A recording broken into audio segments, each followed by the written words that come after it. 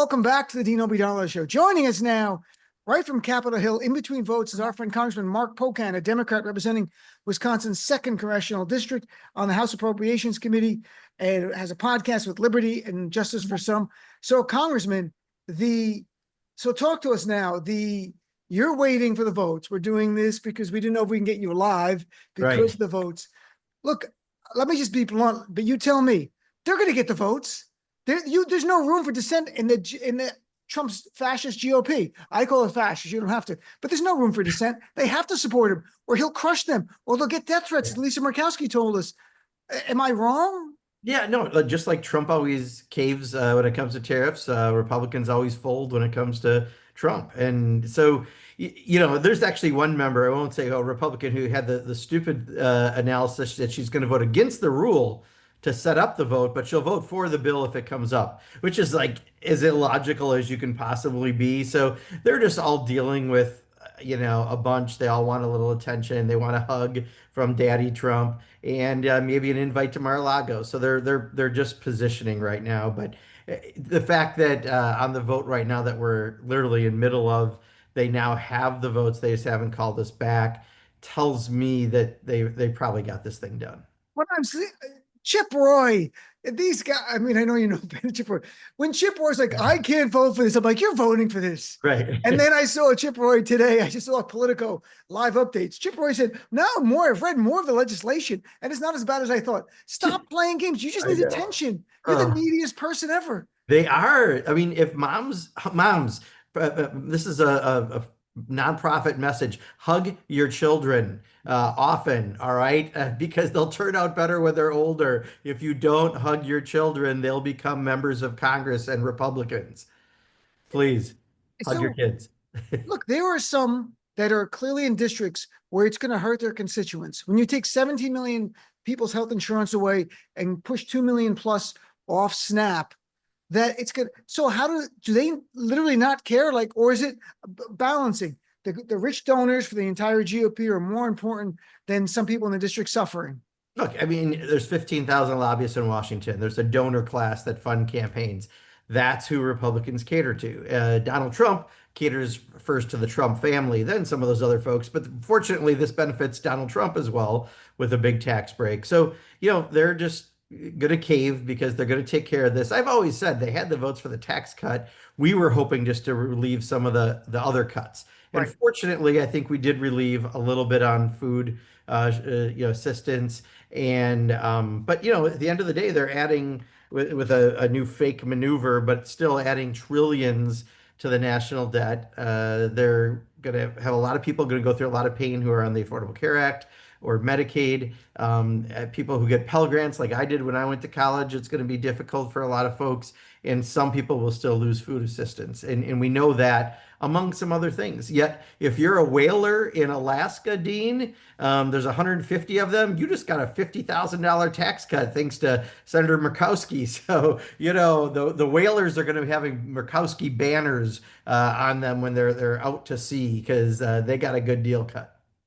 That was a pretty profile in selfishness with Oh, Lisa yeah. Murkowski. That was unbelievable. So, you know, I saw Representative Brendan Boyle last night because I watch C-SPAN. This is my life. And I played a clip online where he said that this is still potentially, and he believes it will trigger cuts in Medicare of 4%. Yeah. Is that still going to happen? Well, it's $500 billion. I don't know how that exactly will manifest itself, but because of the PAYGO rules, sequester kicks in, and it's still in here to have that cut to Medicare. So yeah, I mean, everyone's voting for a cut to Medicare who votes for this bill as well. Thanks for reminding me to say that because it is important. Plus, you're going to lose a whole bunch of jobs that we hadn't really talked about previously because of getting rid of some of the Affordable Care Act. I'm sorry, the things we did on the energy assistance bill. That those jobs, and there's a lot of those jobs, are going away. So it's going to have a whole lot of negative ramifications. Very much so. And yesterday I went through in some detail the clean energy stuff that's been gutted and about incentives for buying an EV to making even your home more energy efficient. And Yeah. I reminded people last May, Trump had his Mar-a-Lago billionaires meeting with the tycoons, oil tycoons, said, give me money and I will roll back what Biden did. And they gave him $500 million. It's all been Yeah. a climate group after the election went through it and qualified it. This was just a sale. They got rid of things for the good of all of us, which is climate change, addressing it, EVs, that's the future, and are making it easier for fossil fuel companies to pollute our environment and make our environment more dangerous for the children and grandchildren. And they're also estimating as many as 300 hospitals could close, 500 nursing homes because of the provisions in here. There's on the jobs, they're saying it could be up to 840,000 jobs in the next 5 years because of all the things that you and I just were talking about. And yet it goes back and does an even bigger cut in some way for the tax cut. I think it's 1.2 or 1.3 trillion goes to people who make over 500,000 a year. About equal to the cuts they're doing between Medicaid and the Affordable Care Act. I'm talking about Representative Mark Pocan has this horrible bill, the big billionaires bill, as we've called it on this show. Everyone's got their own name for it. I saw earlier today, Hakeem Jeffries was on the Capitol steps with all the Democrats there. I know you had to wake up really early. I was looking at your Instagram, or was it the Twitter account, that all we need are 4 Republicans to come over. Yeah. That's not going to happen, right? No, I mean, the ones who don't like it mainly don't like it because it doesn't go far enough, right? So, kind of like Senator Ron Johnson from, my state, it was his beef in the Senate. So, there's a few people who've said stuff that they're nervous about it, but I think they're going to vote for it at the end of the day. So, David Valadao, who admits he's got 60% of his constituents on Medicaid, is probably going to have a lot of free time come 2027. That's just kind of the reality out of votes like this. And we're going to make sure that we remind people. Now, don't forget the cynical nature of the Republicans. They don't put those cuts into place until after the next election. Yeah. They're hoping people don't feel it. But on the Affordable Care Act subsidy cuts, you will have those at the end of this year. So, for example, I was told a couple 60 years old in my district making $85,000 a year on the Affordable Care Act, with the provisions in this bill, there'll be a 227% increase in their per diem or their payments, $16,000 increase for health insurance, which means a lot of people aren't going to be able to pay that. Who's got an extra, $1,200 a month laying around to pay for that health care? So, so the subsidies, they're ripping subsidies away from people that are now currently getting. So anyone's listening and you're on the ACA or Obamacare marketplace from your state, and you're getting subsidies from the federal government or through the state government to pay for it, you might be losing that. I don't want to scare them because they might not be, depends who they are, but they have to look into that. The odds are you are. That's the problem, because what makes the Affordable Care Act affordable, because remember, it's in the private marketplace, is the subsidy. And if the subsidy is taken away, that's why that example for that couple, for me, it showed what they're going to lose and have to pay extra to have that health insurance. So, and that's why there's the other ripple effects to the nursing homes, to hospitals, et cetera. Even though there's a little money to pay off rural hospitals, it's not nearly enough to compensate what they're going to lose. And there's consequences of this directly. For example, if millions can't get health insurance anymore, that might mean the insurers raise the rates for everybody else to make money.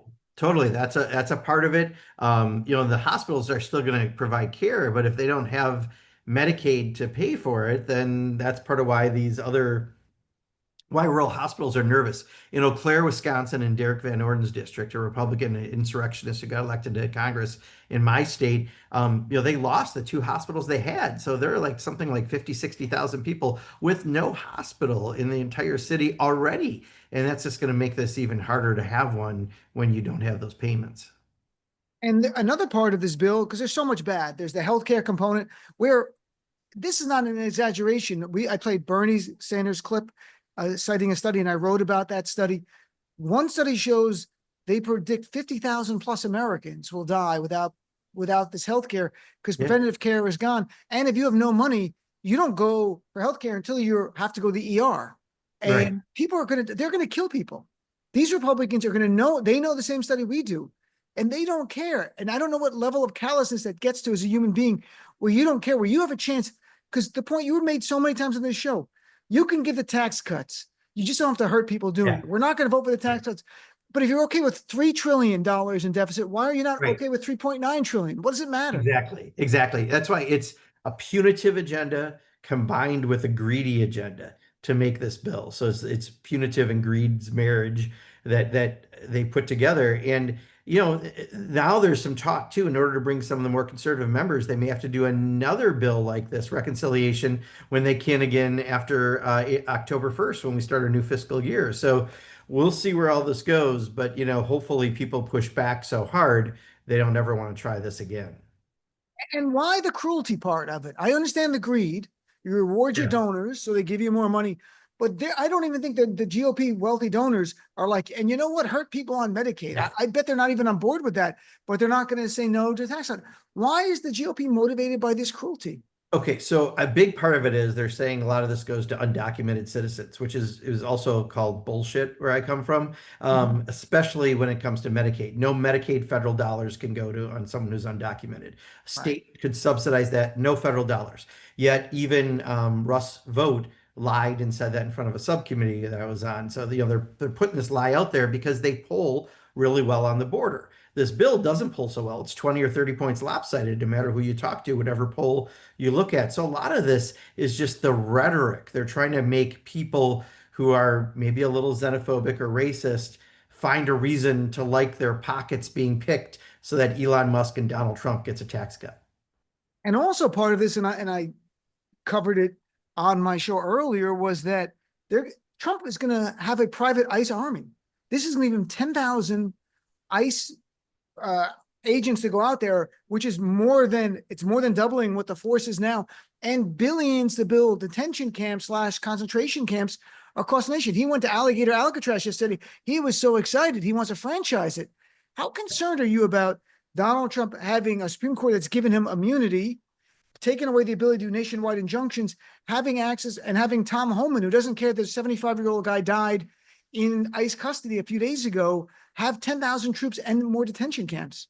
Well, and he needs this for fear, right? That's how he motivates you to vote. He just did something terribly against your interests. You're losing services and paying more. I think the bottom 30 percentile pay more for this tax bill, actually, in order to give the wealthiest this tax cut. But as long as he has this issue, like, all the stuff on LA and all the, sending soldiers and everything, that was like 3 square blocks this happened. I watched that same car burn about 100 times on TV because it wasn't like a widespread thing, but he wants you to believe that, and it's around the corner and going to happen to you. So maybe you'll accept that you're getting ripped off Right. financially for this other security that's non-existent security. So I mean, it's part of the Trump messaging. It's part of the packaging with him. So, we're going to do all we can to let people really understand it. Well, the other thing we found out in polling that's kind of sad, but also could be good, is about half the people don't know what's in the bill. I So know. of those who do, 20 or 30% lopsided, don't like it, right? That's the good news. Now we just got to make sure more people understand that bad news, and it helps us even more. And I'm telling Representative Mark Pocan. So, Congressman, just procedurally, because we are recording this literally right before the show, because you could be on the floor and not be able to join us. So there's a vote right now on the rule, and that rule will then dictate debate. And then there's a vote ultimately on the actual bill itself, or is there amendments like in the Senate where the vote-a-rama went on? So they rushed it so much. There's no amendments. They didn't allow any, but they screwed up something that they're fixing. And that's what the vote right now is, right before the rule vote. And this is where their members all, kind of imploded. But it's just if they would have had the vote, they would have had to record it in case they were losing. So this is just the cover your ass sort of moment, amendment. And then we go to the rule vote immediately after, which should parallel this vote. I don't expect it to be very different. And honestly, that'll foreshadow the final vote. So if they get the rule done, there's no way this isn't happening. And will the rule allocate time for debate, which is just for us I to? think they allocated only an hour for debate. Can you imagine something this large that's going to put the country this much more in debt and hurt this many people? I think they only allocated 1 hour. Again, if you were proud about this bill, you'd want hours on primetime TV to talk about how good it is, but they can't because they can't fill the time. And so is there a chance, it doesn't even have to be that late, but this evening that they vote and they approve this? Or it's Yeah, unlikely. It could be anything tomorrow. tonight, tomorrow. I think more likely tonight, since now this vote is 216 to 212. So I think they've brought some people on board. But honestly, you're asking me, it's too hard to predict. People like Chip Roy again, moms, hug your kids, please. This is the problem that we're dealing with. It's just a few people when their margins are so tight and they only have four people to give up, anything can happen. I was on News Nation. They asked me about it, and I said they should get an Emmy Award for best performance in a limited run series because they're going to cave. I guarantee them they're going to cave. In the Senate, it was a little different. There was a substantive issue there, and I thought there's a teeny chance that maybe it happens. In the House, no, they're going to cave because they can't go anywhere. Trump will get rid of them. There's no doubt about it. Last two things I want to touch on. One is I live in New York City. Zorin Mandami is now the nominee, and he ran on a platform of affordability. Mhm. That was it, about giving services to people, raising tax on the wealthy unapologetically. Obviously, it's freaking people out. Yeah. But what is your reaction to not the anti-Muslim stuff? That we all agree on that. But what about, we're all against it, I should say, agree on it. But what's your take on what he's shown Democrats, and is there a lesson for Democrats here? Yeah, and to be fair, this is something Hakeem Jeffries has been telling our caucus from the time President Trump was sworn in, because the polling showed him on election day, Donald Trump won because of the economy. And the biggest thing hurting him on polling right now is the economy because he didn't reduce costs, right? So in many ways, even though they seem to be a little bit at odds right now, probably for internal New York political reasons, but that has been the message for Hakeem. And now we saw someone use it extremely well, but also maybe do a few other things really well in New York City in addition to it. But I think that is the message. How do let's forget about the donor class. Let's forget about the special interest in Washington, and let's just focus on our constituents. I know that's a real novel idea. And that means going after pharmaceutical companies that are ripping us off, going after the oil companies that are ripping us off. Go after those entities and don't worry about a small donation that they're going to make to some campaign committee. And certainly, I don't care what happens with the DNC because they don't know what they're doing. Let's just, embrace what we know and what honestly Hakeem has told us. We need to really get out there, I think, and do that message much more. We should put up posters. Have you seen the DNC? It's missing because I don't even know what's going on. The only person they got was David Hogg fighting, and then he's gone. And honestly, I thought, look, and not to get into it, it's not personal to Ken Martin. He's probably learning about things and is going to have a plan for the future, but they are kind of silent. By the way, did you see my law school classmate, Tom Swazi, wrote a Wall Street Journal op-ed today? Oh, no, I did. Zoran. Because when you're reaching working class, you should write an op-ed in the Wall Street Journal. So really, yes. And he criticizes Zoran about essentially being too liberal and about his approach is wrong and here's what we should do. And I haven't talked to Tom in a while, but I should call him and say, you've been in politics longer than he's alive, and he just showed you the path to winning, and you're telling him you know better. Like, you've got to have some sense of this stuff. He just had the second highest, I believe, result in a New York mayor's race, right? The amount of votes he got, and I truly believe, we've always said this, the polling shows people agree with progressive populist positions on issues. So that's what he ran on. And I think, taking on the cost of living aspect of it and doing it as a joyful warrior, which I think he also was, makes a lot of sense. Yeah, very much so.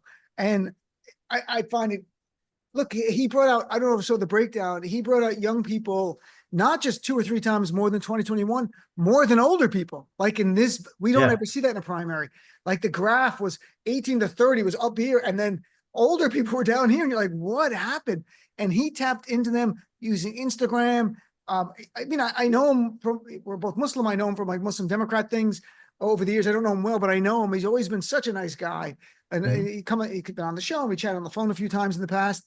Really pleasant. His heart's always in the right place. And so look, it's interesting to see how it plays out in New York. I think the Democratic establishment is now a week later going, okay, he's going to win. So even Richie Torres said, okay, we're going to just work on governing. It's not about endorsing or not. He's the candidate. I heard Richie Torres on CNN, and that's it. So I hope that he ends up being able to to deliver on those promises. It's hard. Mayor of New York is not autonomous. You have to get approval from the Albany to raise taxes and deal with a lot of issues. So, but all right, Congressman, I'm going to let you go. Thank you so much for squeezing us in between the Yeah. votes. You're doing a great fight, and everyone there in Democratic, everyone stayed really on message. It's really been remarkable this time. And, big money is big money. We got to get out of politics. That's it. Yeah, and hopefully, I mean, I think that mayor's election maybe is giving people some backbone right now. There's what we need to not be afraid and say, well, there's some good things in this bill. No, there's not. There's No. nothing. And you're right. I think people have been very unified in fighting against it. And what a great contrast to Trump and the GOP versus Zorin Mandami and the Democratic message of helping working class people. Thanks, Congressman. Have a great night.